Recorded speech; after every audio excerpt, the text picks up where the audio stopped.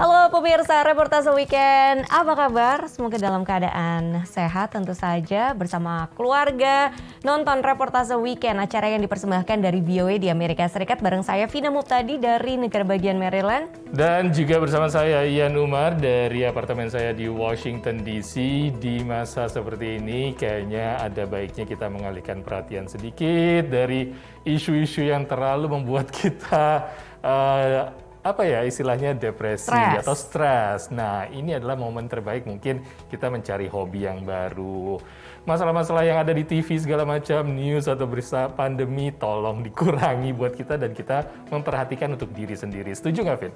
Ya, setuju-setuju aja sih. Meskipun tetap harus tahu apa yang terjadi di luar sana, tapi memang perlu dimoderasi ya kan. Nah, mungkin kalau lagi stres perlu mengalihkan perhatian. Aku sama suami lagi seneng main Wordle. Nah, ini adalah kayak kuis gitu lewat aplikasi ataupun internet, menebak kata gitu. Satu kata ada 5 huruf dalam bahasa Inggris. Versi bahasa Indonesianya juga ada juga ternyata namanya Katla gitu. Jadi kita suka tebak-tebakan, suka cepet-cepetan race di rumah. Permainan yang menarik sekali ya, dan tentunya pemirsa juga pasti punya ide-ide lain untuk mengalihkan isu atau memberikan waktu untuk diri sendiri. Gampang aja, kayak tadi main game ataupun juga kita mungkin keluar ya. Kalau saya sih agak-agak memilih untuk keluar jalan kaki ataupun juga ke tempat-tempat hiking atau seperti itu. Memberikan waktu untuk diri sendiri itu penting sekali untuk mengalihkan isu dari isu stres di sekitar kita. Dan tentunya kita juga menyajikan informasi menarik di Reportase Weekend kali ini. Tutupnya teater-teater akibat pandemi membuat kakak beradik penyanyi Broadway terpaksa mengamen di jalanan untuk bertahan. Tak disangka ini justru membawa berkah dan meningkatkan popularitas The Kidwell Sisters yang kini menjadi salah satu ikon pertunjukan jalanan di kota New York.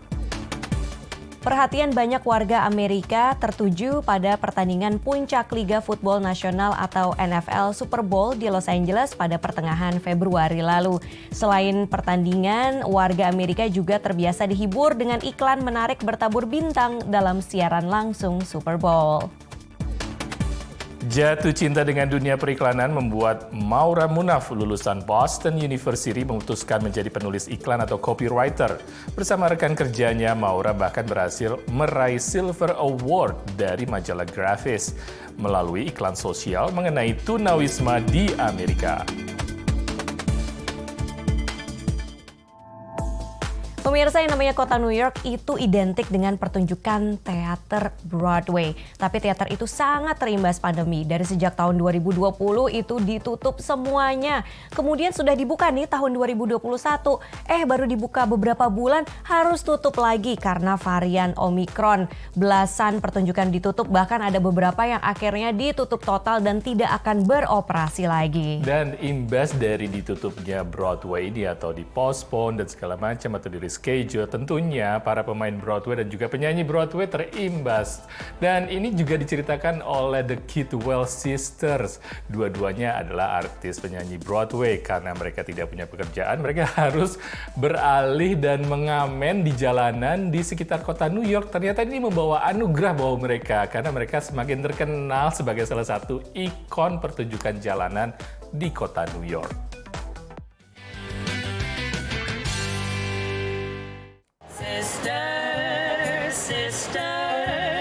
Sejak Oktober 2020, Hannah dan Lauren Kidwell membawa pertunjukan mereka ke jalanan kota New York. I've been in the city for about a year now, and through that year I've been singing on the street with my big sister Lauren.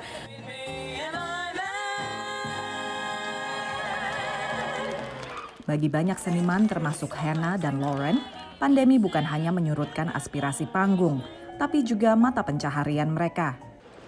When we came back to the city and we decided to go out and sing, it was supposed to only be something that we'll do this until we can find other job. We never in a million years thought that it would be as successful as we had, that this could be our only job. Mereka tumbuh dalam keluarga pecinta musik di Los Angeles, mendengarkan dan menyanyikan lagu era 1920-an hingga 60-an. Kakek dan nenek mereka adalah penyanyi opera. Pengaruh itulah yang membentuk kecintaan mereka pada periode tersebut. I got my undergrad degree in directing. I thought I was going to go be a director and direct Broadway shows and, live my career that way. And then after I graduated undergrad, someone heard me sing and they're like, no, you need to get back into performance. That's absolutely something you need to do. So I went and I got my master's degree in musical theater from Boston Conservatory. Konsep teatrikal tertuang dalam busana. Menurut mereka, walau manggung di jalanan, memakai jeans dan kaos akan mengubah atmosfer yang ingin disampaikan. There's something about nostalgia and something about that genre of music and that time period that really just evokes something. It reminds them of a grandparent or of a time in New York City, and being able to share something really special with people. They felt their city, which they loved, was on lockdown and would never breathe again. Stars shining bright above. Walau tidak lagi di atas panggung Broadway, Lauren dan Hannah tetap bisa memberikan hadiah bagi penonton, kenangan manis, dan semangat untuk bertahan di kenormalan baru.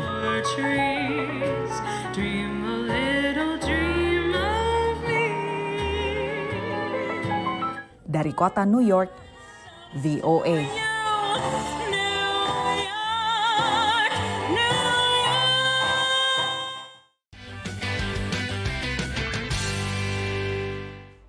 Senang sekaligus sedih juga melihatnya ya, karena pastinya The Kidwell Sisters ini adalah artis-artis Broadway yang sangat-sangat berbakat dan mereka ingin sekali kembali ke panggung Broadway.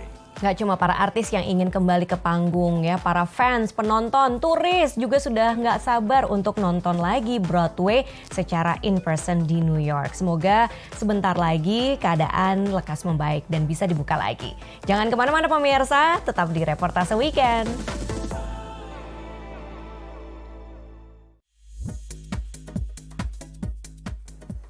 Pemirsa, Anda masih bersama Reportase Weekend. Olahraga yang cukup atau paling juga populer di Amerika adalah football. Tapi jangan salah, ini bukan sepak bola seperti biasa yang kita ketahui di seluruh dunia atau di Indonesia, yaitu sepak bola. Tapi football ini adalah American football. Olahraganya mirip rugby. Dan baru-baru ini di bulan Februari ada acara puncak finalnya American football. Tidak hanya untuk para fans yang nonton, karena banyak sekali yang nonton secara langsung di televisi, jutaan pemirsa. Tapi juga yang dinanti adalah iklan-iklannya. Itu buat saya juga loh.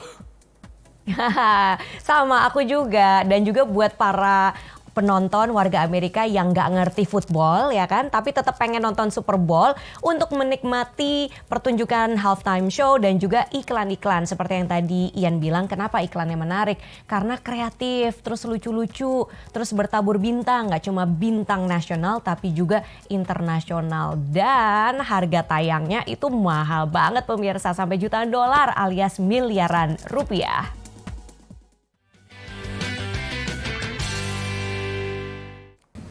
Zeus. Iklan produsen otomotif BMW dibintangi aktor laga Arnold Schwarzenegger. Lalu iklan mobil Nissan dibintangi aktor komedi Eugene Levy dan Catherine O'Hara, aktor laga Dave Bautista, dan bintang ternama lainnya. Seperti tahun-tahun sebelumnya, banyak wajah yang telah dikenal pemirsa TV hadir saat jeda iklan siaran langsung Super Bowl. This year in particular, though, we are really seeing high-profile caliber of talent, people from Idris Elba to Paul Rudd and Seth Rogen. Scarlett Johansson is in an Amazon ad. It's really a level of talent that perhaps we have not seen in years past. There may be the same level of the number of celebrities in the ads, but it does feel like there's more star power there. Analis periklanan menilai pertandingan puncak football ini tak bisa dilewatkan pengiklan yang mestinya harus bayar mahal untuk menghadirkan bintang Hollywood. Super Bowl Sunday to the advertising industry is like Oscar night is to the movie industry. It's the biggest night of the year. We actually see the best commercials from the advertising industry on Super Bowl Sunday, and usually the audience is over 100 million, making it the largest American audience of any TV program of the year. Akibatnya spot iklan di Super Bowl juga adalah yang termahal. Companies will be paying $6 million for 30 seconds. If you own the 2-minute break, easily with the production you're topping $25 million for an ad in the Super Bowl. Menurut pengamat periklanan, ada tips sendiri untuk membuat iklan singkat ini berkesan. You know, Super Bowl ads are pretty formula made. You get a celebrity, you inject some humor, you have good production qualities, really good messaging, and I would say get an animal. Get a dog or a cat or a horse or a monkey. Everybody loves monkeys. If you've got a monkey in a Super Bowl ad, you're a winner. Banyak iklan ini sudah bisa ditonton sebelumnya secara online. Tapi bagi yang belum menonton, iklan ini bakal menjadi hiburan di sela siaran langsung. Dibandingkan warga negara-negara lain, maka warga Amerika memang lebih meminati football dibandingkan sepak bola. Dan ini tercermin dalam jumlah penonton siaran langsung pertandingan puncak masing-masing jenis olahraga. Bila Super Bowl bisa disaksikan 100 juta orang, maka pertandingan final untuk Piala Dunia FIFA tahun 2018 misalnya, hanya disaksikan sekitar 12 juta orang, menurut pantauan TV Fox dan juga lembaga pemeringkat Nielsen. Dari Washington DC, saya Nova Purwadi dan tim VOA.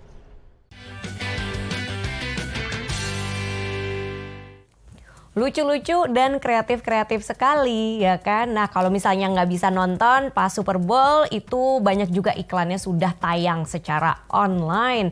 Dan dijual mahal banget pemirsa, untuk 30 detik penayangan itu pengiklan harus bayar sekitar $9 juta. Waduh berapa itu? Coba dihitung sendiri pakai kalkulator kali Rp15.000. Banyak banget itu tuh dan besar sekali. Memang dunia periklanan sangat menarik dan salah satunya juga diaspora Indonesia jatuh cinta dengan dunia periklanan di sini. Dia adalah Maura Munaf yang juga baru lulus dari Boston University. Dia ikut sebuah kompetisi iklan untuk sosial. Ternyata dia memenangkan hadiah Silver Award bersama temannya. Seperti apa sih iklan kreatif dari Maura Munaf ini? Kita lihat di liputan berikut.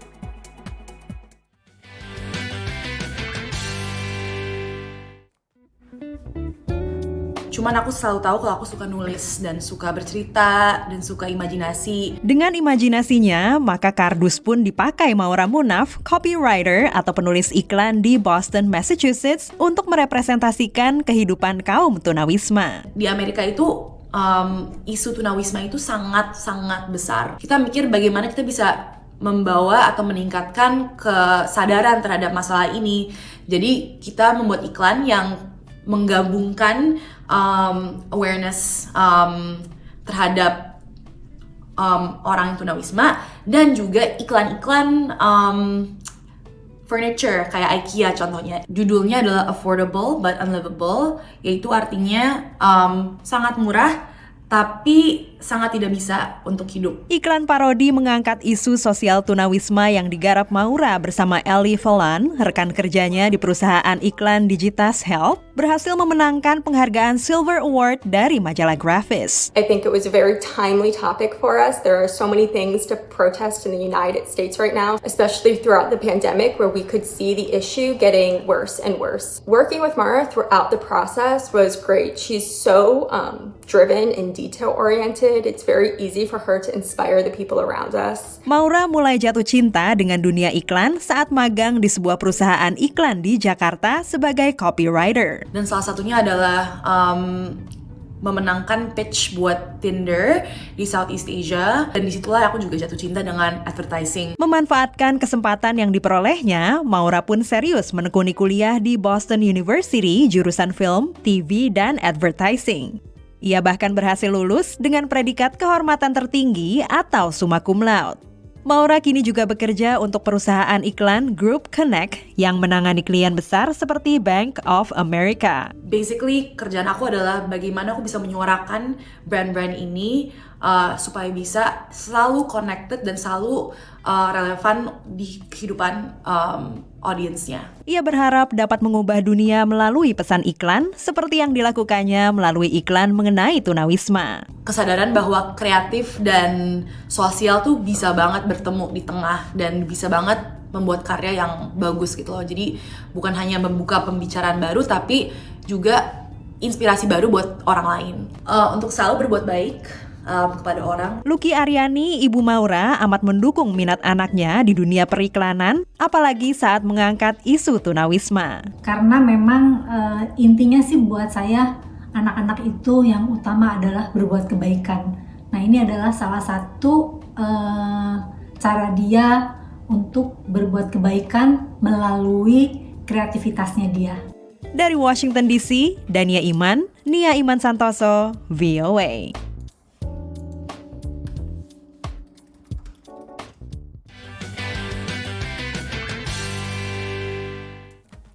Maura pinter dan kreatif banget, saya suka banget sama iklannya, luar biasa lewat tulisan, lewat gambar, visual, kreatif, lewat kreativitas itu bisa menyoroti isu-isu sosial yang penting dan terkadang tidak mendapat perhatian. Tidak mudah loh, itu simple tapi kena sekali dan juga perfect. Aduh, itu memang bagus sekali. Congratulations untuk Maura Munaf, dan kita bangga ada diaspora Indonesia dan juga anak muda seperti kamu yang kreatif dan membanggakan.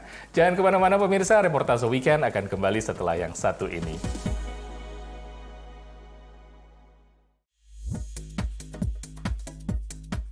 Hey pemirsa, Anda masih nonton Reportase Weekend dari VOA di Amerika Serikat. Ngerasain ya yang namanya dampak harga BBM, harga bensin makin naik. Di Amerika Serikat juga gitu, berasa banget apalagi kalau bensinnya kosong terus isi penuh, udah langsung tipis gitu dompet. Nah tapi pemirsa, ini memang menjadi pertanyaan banyak orang. Semakin banyak orang yang ngerasa apa harus ganti mobil elektrik aja. Tapi kan satu, mobil elektrik mahal. Terus yang kedua, infrastrukturnya juga belum terlalu banyak ada di mana-mana. Ada banyak alasan loh sebenarnya untuk beralih ke mobil listrik. Karena ini juga disampaikan dalam sebuah acara auto show terkenal di Washington DC. Memang tadi mungkin karena BBM yang naik dan juga emisi global. Tapi ada banyak pilihan. Tentunya juga konsumen juga ada tuntutan tertentu untuk agar mobil-mobil listrik ini menjadi lebih terjangkau ataupun juga infrastruktur seperti Vina yang katakan tadi juga bisa semakin tersedia. Kita lihat dalam liputan berikut.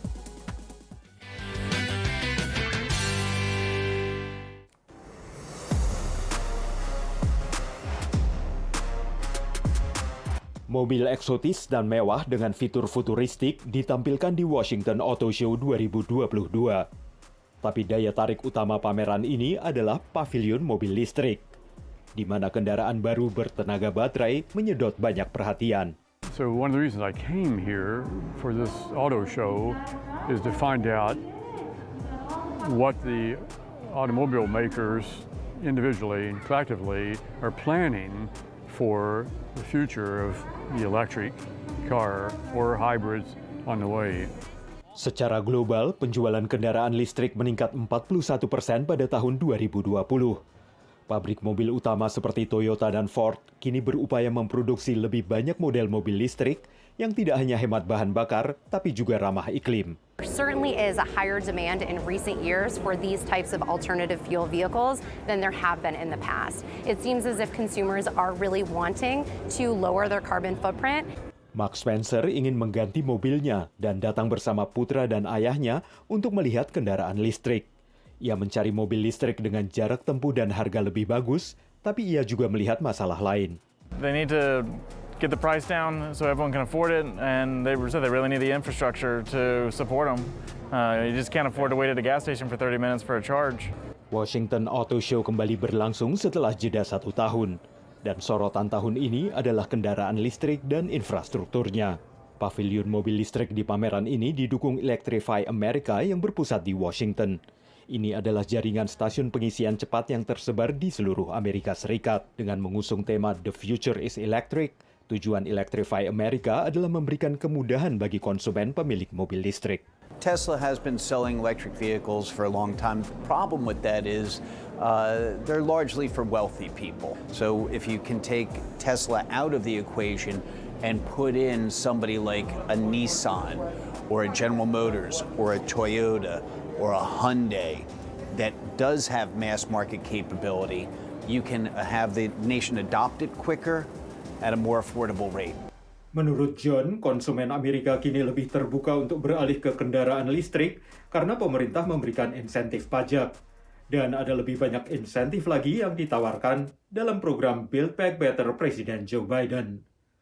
Dari Arlington, Virginia, saya Helmi Yohanes dan tim VOA.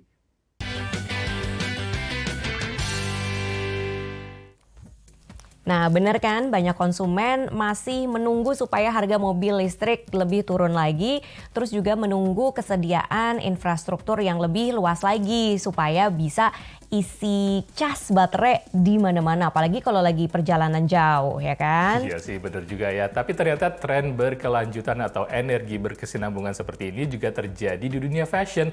Hubungannya adalah mereka mendorong para produsen dan juga retail fashion untuk melakukan praktek berkesinambungan. Seperti apa sih yang dituntut dari para pembuat undang-undang ini? Karena baru saja akan diperkenalkan rancangan undang-undang seperti ini di kota New York.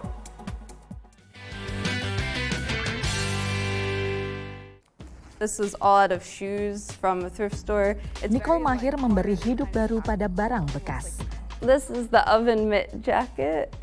This one was on display at a museum for a while, so it just came back. Tak heran ia dijuluki upcycling sorceress yang bisa menyulap sesuatu jadi lebih baik. Dulu Nicole bekerja sebagai desainer grafis di sebuah perusahaan besar produsen sepatu. Melihat begitu banyak yang terbuang, mulai dari kain, kancing, resleting, hingga ribuan model sepatu. Mulailah ia mengumpulkan sampah dan mengubahnya jadi produk baru. Nicole sangat menikmati prosesnya, sehingga memutuskan ganti karir di bidang keberlanjutan dalam fashion. Sustainable fashion always was kind of like, on the back burner, and it was very small, and now it's kind of like, if you aren't really putting your money where your mouth is and investing in the future, these brands aren't going to be able to sustain. RUU Keberlanjutan dan Akuntabilitas Sosial dalam Fashion di New York diperkenalkan Januari lalu. RUU ini akan mewajibkan produsen dan retail fashion melakukan praktek keberlanjutan, termasuk transparansi informasi tentang pengiriman, materi yang digunakan, kondisi pekerja, dan lain sebagainya ke publik, terlepas dari lokasi produksi. Fashion Act akan diterapkan pada merek-merek besar dengan nilai penjualan lebih dari $100 juta di negara bagian New York. Pelanggar bisa didenda hingga 2% pemasukan tahunan mereka. Daftar pelanggar juga akan dipublikasikan oleh kantor Jaksa Agung negara bagian New York. Banyak perancang busana mendukung gagasan ini, termasuk Stella McCartney. It's been a miracle, to tell you the truth, to actually be able to have a skin-free skin made out of a vegetable, out of a fungus, a vegetable, something from the earth, something natural. It's important. Menurut program PBB untuk lingkungan, industri fashion menghasilkan 10% emisi karbon dunia. Asosiasi Materi Bekas dan Tekstil Daur Ulang atau SMART juga menambahkan 80% baju bekas yang seharusnya bisa didaur ulang terbuang sia-sia di TPA. It's really important to be able to think about your childhood and your past and kind of use that as reference, but there's a lot of trash, and I think this is something that I would consider trash to treasure. Namun kritik terhadap RUU ini adalah kekhawatiran bahwa harga akan melonjak dan membebani konsumen. Dari kota New York, VOA.